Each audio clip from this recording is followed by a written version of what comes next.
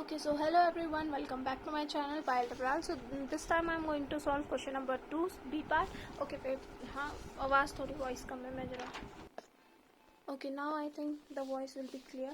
ठीक है. So now question number second B part. इसमें क्या है, हमें fx दे रखा है 1/x sin 1/x square for x not equals to 0. यहाँ पे x जो है 0 के बराबर नहीं है. एंड जब x 0 हो रहा है मतलब फंक्शन की वैल्यू 0 पे क्या आ रही है, 0 ही आ रही है. ठीक है. तो show that f is discontinuous at 0. हमें बताना है कि f जो है डिसकंटिन्यूअस है एट 0. पहले तो मैं आपको बताती हूँ फंक्शन दिखेगा कैसे. मतलब fx ना कुछ इस तरीके से डिफाइंड है कि वो ऐसा डिफाइंड है.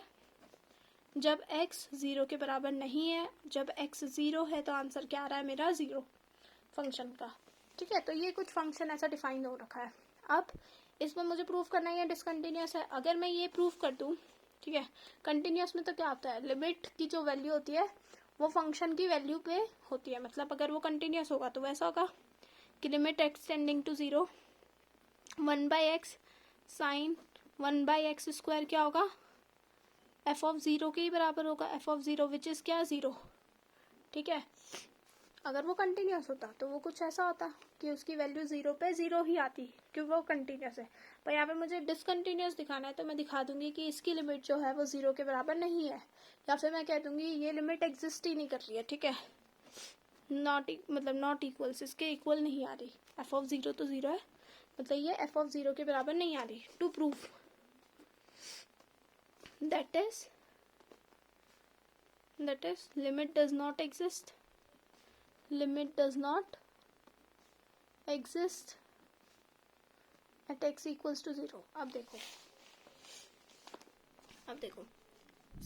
since x tends to, जब x tends to 0 होगा तो 1/x कहाँ टेंड करेगा, बताओ मुझे. जब x 0 पे जाएगा 1/x कहाँ जाएगा, इन्फिनिटी पे जाएगा. ठीक है. And sine 1/x square is an oscillating function. Oscillating मतलब होता है जब वो किसी दो वैल्यू के बीच में ही उसका आंसर आ रहा होता है. मतलब वो या फिर यहाँ होता है या फिर वहां होता है, मतलब ऑसिलेट करता है उसके बीच में. Is an oscillating function between 1 and -1. मतलब साइन का आंसर, मतलब x की वैल्यू कुछ भी हो, साइन का आंसर 1 या -1 के बीच में ही होगा. तो साइन 1/x स्क्वायर जो होगा, या फिर वो लेस देन 1 होगा. 1 तो होगा नहीं. ठीक है. या फिर -1 ही होगा. ठीक है. तो 1 -1 के बीच में होगा. अगर मैं 1/x से मल्टीप्लाई कर दूँ तो sine 1/x square into 1/x -1/x is less than 1/x. ठीक है. टेकिंग लिमिट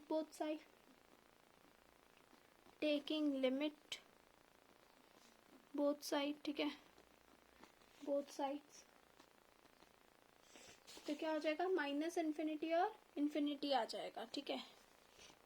तो 1/x sine 1/x square limit x tending to 0 infinity या माइनस इन्फिनिटी के बीच में आ रहा है. Therefore limit does not exist. Limit exist ही नहीं कर रही है. ठीक है. Exist at x equals to 0.